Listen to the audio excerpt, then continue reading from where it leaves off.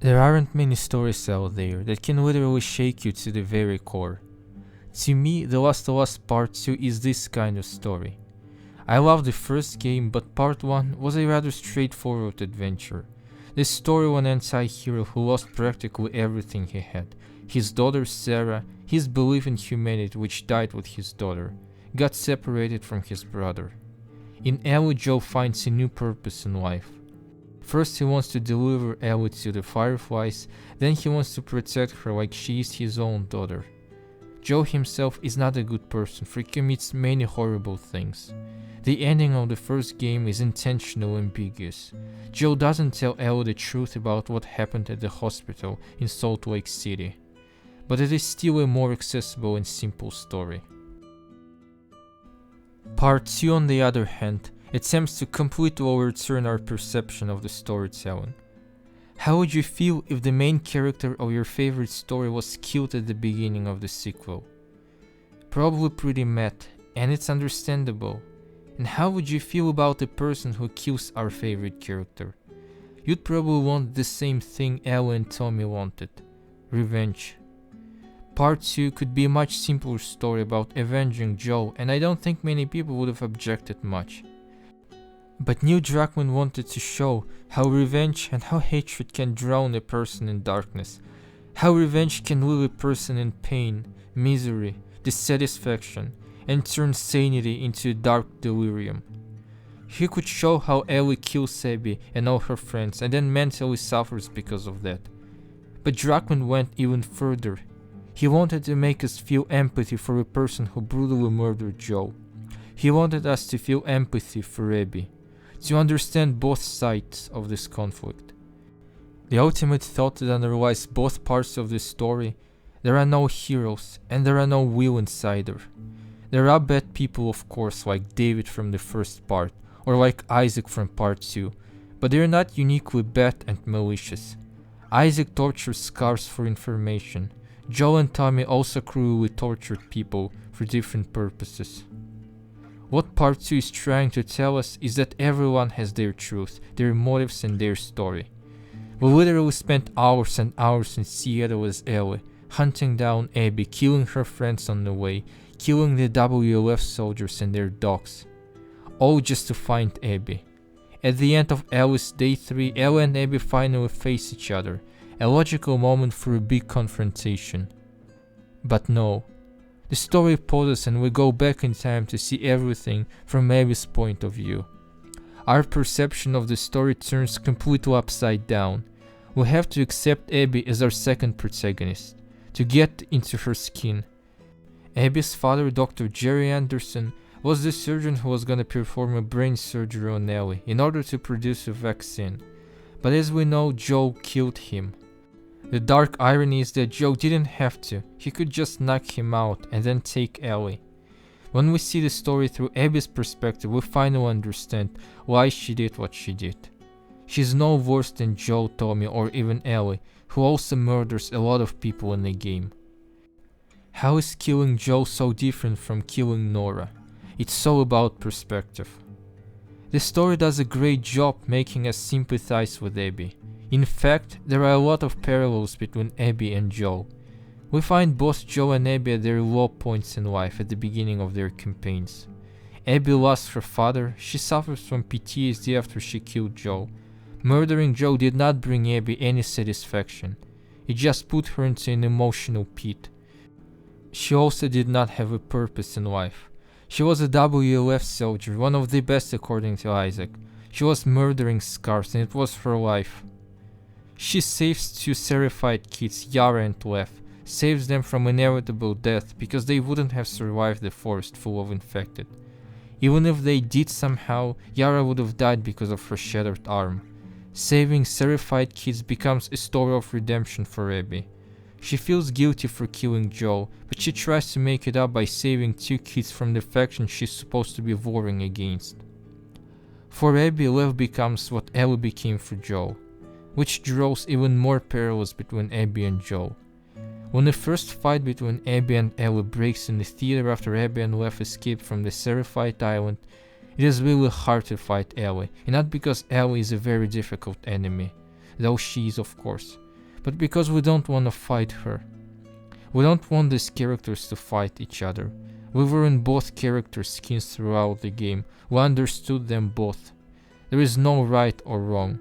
We understand this. The theater fight is a perfect illustration of how pointless the revenge is. To me personally, the final fight between Ellie and Abby after we find Abby and Lev and liberate them from the Rattlers is much harder.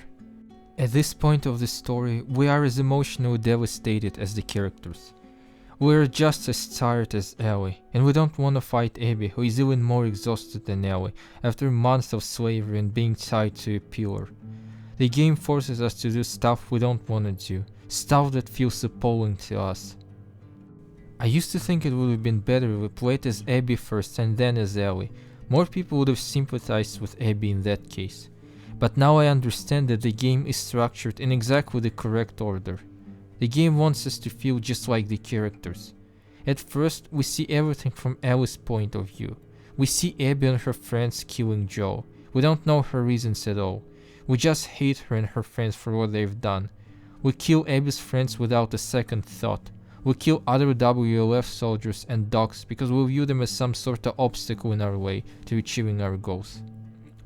If we first played as Abby, we would have felt bad for murdering Abby's friends and for slaughtering dogs. And this is not what Druckmann intended. The whole idea wouldn't have worked that way. Plus, Abby's half of the narrative is intentionally more exciting than Ellie's half. We got all the best encounters with Abby. Forest sequence, descent, ground zero with Red King, Lev's story and a whole sequence on the Seraphite Island. So the game is pretty much perfectly structured. I have never felt this morally conflicted. This game does a great job humanizing enemies. Attention to details is insane. Some WLF enemies beg for mercy before dying. Please, please, you don't have to do this. Oh, fuck. Some Seraphites recite a prayer. Is the sacrificed lamb, for he is redeemed in the light of our spirit. Only when we can we find true strength. With strength, we defeat our foes. Nora is probably my favorite controversial moment. She breathes spores, which means she's gonna turn infected, so she's not gonna tell us anything about Abby anyway. She's exhausted, we can just leave her, but instead Ellie decides to brutally kill Nora, out of anger, not because of necessity. We don't see Nora, but the camera focuses on Ellie's face instead. We only hear Nora coughing. After that, Ellie is morally destroyed. After this moment she realized she went too far. Abby probably felt the same after she killed Joel. By the way, you can hear the Red King during this scene. Last chance. This is the power of non-linear storytelling. Part 3 seems to be inevitable, because Ellie's character arc is not finished. Joel is in a dark place at the beginning of the first game, but then he finds a new purpose in life and learns how to accept love and humanity again. Abby's arc is similar. Her part of the story is a story of redemption, the story of finding yourself after being lost in the dark. And she does. She saves Lev, she finds fireflies in California. She refuses to fight Ellie. After Ellie spares Abby, she and Lev just sail to Catalina Island to rejoin the fireflies. Abby's arc is finished. This is why I think Abby shouldn't be in part 3. There is nothing to tell about her or Lev. And we know that Druckmann only writes stuff that he finds important. He wouldn't bring Abby just for the sake of bringing Abby. I mentioned both Joel and Abby because the low point where they were is exactly where we left Ellie at the end of part 2. Ellie lost everything and suffers from emotional trauma that will likely haunt her till her last breath. So in part 3, Ellie will be the one searching for light. With Dina or without Dina, that doesn't matter. If I learned something after playing both parts and watching the HBO show, is that Neil Druckmann can be trusted. He only tells the story that he genuinely wants to tell, a story worth so much hard work. Revenge is just one theme of the story. Tribalism and intolerance are the others. Even in a post-apocalyptic world where human civilization collapsed, humans still find a way to fight and even wage wars against each other. Useless wars for control of territories.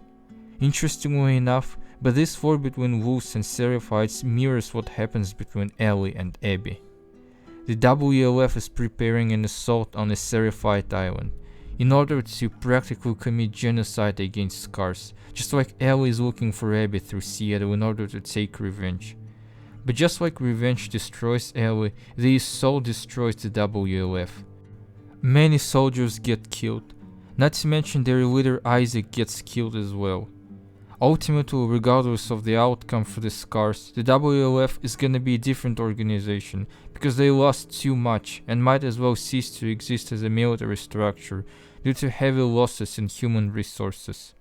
Just like Ellie as we knew her is dead, and now she needs to be born again as a new person. This is what the ending implies. Musical choices are symbolic. Joe sings Future Days by Pearl Jam and teaches Ellie how to play it on guitar. The song perfectly fits Joe as a character. The song has a bittersweet undertone. The lyrical protagonist was in a very dark place, but then he met someone who helped him, pulled him out of the dark place. He doesn't know what will happen next, but he is hopeful that the better days are still yet to come, just like Joe believed better days were still ahead. He had Ellie, he found a place in Jackson where he could live peacefully as a person can in a post-apocalyptic world, leaving his violent past of a smuggler behind. Future Days is a perfect reflection of Joe since we meet him for the first time in these games. It's very interesting whether Mason and Druckmann will still keep this song in the HBO show, even though the outbreak happens 10 years earlier in the series. Ellie's song Through the Valley is also symbolic. This is what Sean Jones said about the song. Essentially, it's about the character I created, who has been wronged so many times that he sets off to live life on his own in solitude. The song goes through his perspectives and insights of his belief system psyche and the way he continues to survive. I guess in a way it might have been a symbol for another path I could have taken in life if I had let that resentment and bitterness fester inside of me. This is exactly what happens to Ellie as she lets her resentment grow inside her. And the end of the game when Ellie tries to play guitar in an abandoned farmhouse but can't because she doesn't have 2 fingers anymore is a result of not suppressing this anger and hatred and letting it grow inside like cancer. The guitar was the only connection to Joe that Ellie had, and now she can't even play it. The Last of Us Part 2 wants to make us feel conflicted, and it greatly succeeds. The game doesn't have a resolution many people probably hoped for. The game is not what most people wanted it to be, because it is even better. Part 3 will close Ellie's character arc. Knowing Druckmann, redemption will come at a very high price.